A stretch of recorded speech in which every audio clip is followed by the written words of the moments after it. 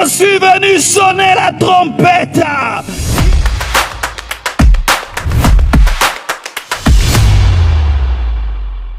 Vous les religieux, je ne suis pas venu pour vous. Vous les rassasiez, laissez-la. Vous les rassasiez, touche.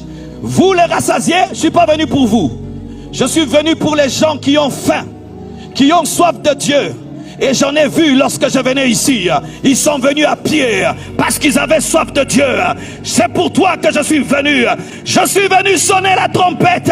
Il est temps que tu te réveilles. Il est temps que tu entres dans ton ministère. Il est temps que tu commences à prier. Il est temps que tu commences à jeûner. Il est temps que tu payes le prix de ta consécration.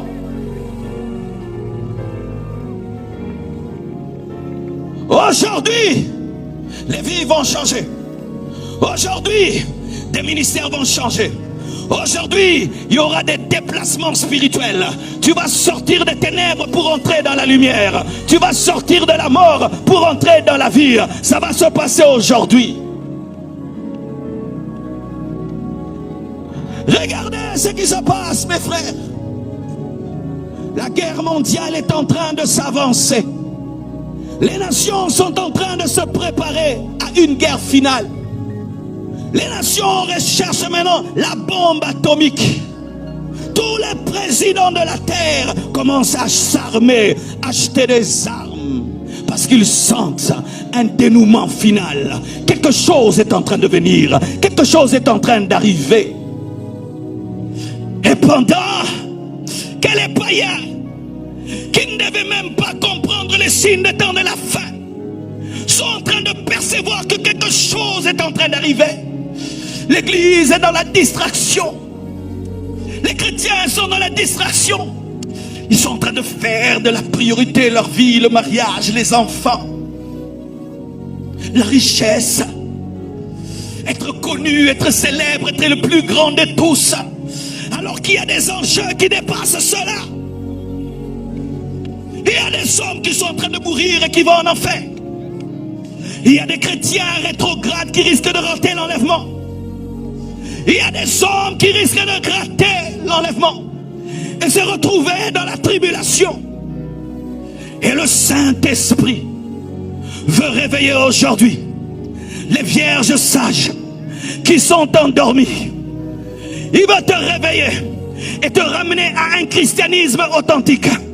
Te ramener à un christianisme véritable où tu vis pour Dieu et rien que pour Dieu et rien que par Dieu. Et toute ta vie est vouée à gagner les âmes, vouée à évangéliser, vouée à réveiller l'église, vouée à servir Dieu. Il m'a dit: sonne la trompette, sonne la trompette, sonne la trompette, sonne la trompette, sonne la trompette. Réveille-toi. Tu ne gagnes plus les âmes. Réveille-toi. Tu ne pries plus. Réveille-toi. La crainte de Dieu t'a quitté. Réveille-toi. L'humilité t'a quitté. Réveille-toi. Ton premier amour n'est plus là. Réveille-toi. Tes dons sont morts. Réveille-toi. Réveille-toi, tu ne lis plus la Bible. Réveille-toi, tu n'as plus l'amour des païens.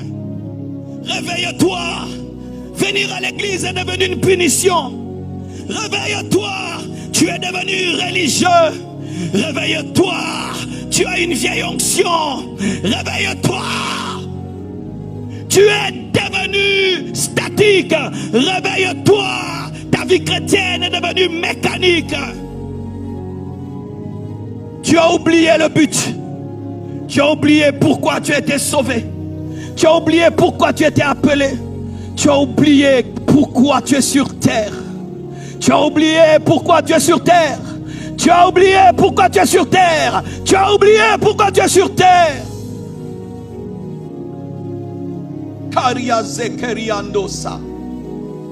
Si on ne parle pas ainsi, il n'y aura point d'aurore pour le peuple. Tout ce qui remplit ta tête maintenant, c'est l'argent. Tout ce qui remplit ta tête maintenant, c'est la gloire. Tout ce qui remplit ta tête maintenant, c'est toi. Et c'est toi et ta petite personne. Où as-tu fait tomber ton premier amour? Qu'est-ce qui t'est arrivé en attendant? La Bible nous dit, alors que Israël attendait le retour de Moïse, comme Moïse tardait, qu'est-ce qu'Israël a fait? Israël a demandé à Aaron un veau d'or. Aujourd'hui, nous avons la religion du veau d'or, l'évangile du veau d'or, l'église du veau d'or. L'église du veau d'or, c'est cette église qui est lassée d'attendre le retour de Jésus, comme Israël était lassé d'attendre le retour de Moïse. Et qui a fabriqué une religion hybride, fabriqué un syncrétisme, un mélange entre l'Éternel et les dieux de l'Égypte. Ils ont fait un veau d'or pour la gloire de l'Éternel. Le veau d'or les rappelait l'Égypte, mais pour l'Éternel. Et qui l'a fait? Celui qui l'a fait, c'était le frère de Moïse, Aaron, l'homme de Dieu, qui allait devenir souverain sacrificateur, a fait le veau d'or afin de plaire au peuple, afin que le peuple soit satisfait. Et le veau d'or avait beaucoup de disciples. Tout le monde a adoré le veau d'or, a célébré, sauf Josué. Josué attendait. Soyez des Josué qui attendent. Même si vous ne serez pas la majorité, même si vous ne serez pas nombreux, attendez au bas de la montagne, dans la sainteté et la consécration, jusqu'à ce que Jésus revienne. N'entrez pas dans l'évangile du veau d'or.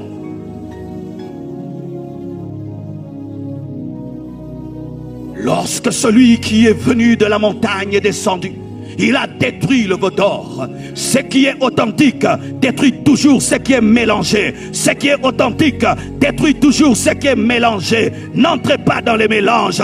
Église des temps de la fin, réveille-toi. Sors de la compromission. Sors de la mondanité. Sors de la léthargie. Sors de la tiédeur. Sors du mélange. Sors de la compromission. Église. Nous avons un époux exigeant. Jésus est exigeant. Qui vous a dit qu'il n'est pas exigeant? Il est exigeant. Pour l'enlèvement, il est exigeant. Il dit que sa vierge doit être sans tache ni ride. Il est exigeant. Il réclame la consécration. Ces 5 vierges attendaient aussi l'époux, mais elles ne sont pas entrées parce qu'elles attendaient mal. Elles attendaient, mais elles attendaient mal. Elles attendaient, mais elles attendaient sans consécration. Elles attendaient, mais elles attendaient dans la distraction. Elles attendaient, mais elles attendaient mal. Ce n'est pas parce que tu attends que tu seras enlevé. On parle de 5 et 5, toutes nombreuses ne sont pas entrées. Cela révèle que beaucoup de chrétiens risquent de ne pas être enlevés. On ne dit pas 2 vierges folles, 5 vierges folles et 5 vierges sages. Et Jésus leur a dit, je ne vous ai jamais connus. Mais on allait à l'église, on chantait à la chorale, on était diacre, on était caméraman, on était pianiste. Je ne vous ai jamais connu. Oh Seigneur, imagine tout ce que nous faisons et il te dit qu'il ne t'a jamais connu. J'ai vu une vision qui a transpercé ma vie. Je crois il y a 10 ans maintenant. Je commencé à faire certaines choses dans le ministère. Parce que je voyais d'autres le faire et puis je le faisais. Ce n'est pas parce que les gens font que tu dois faire. Ce n'est pas parce que c'était la mode que c'est bon.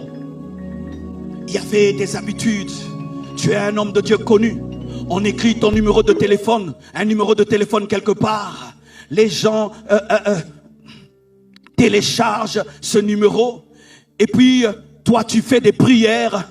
Et puis, ces prières entrent dans leur téléphone. Et à la fin du mois, on me donnait $5 000, $6 000 comme ça. Je faisais des prières. Et les gens, c'était comme s'ils achetaient les prières. Et la compagnie téléphonique avait son argent. Et moi aussi, j'avais mon argent. Un jour, j'ai une vision. Je vois une armée qui me poursuit. Je n'ai jamais vu une telle armée me pourchasser. Où que j'aille, cette armée me pourchassait. Jusqu'à ce que cette armée m'a fait tomber par terre. A commencé à écraser ma poitrine.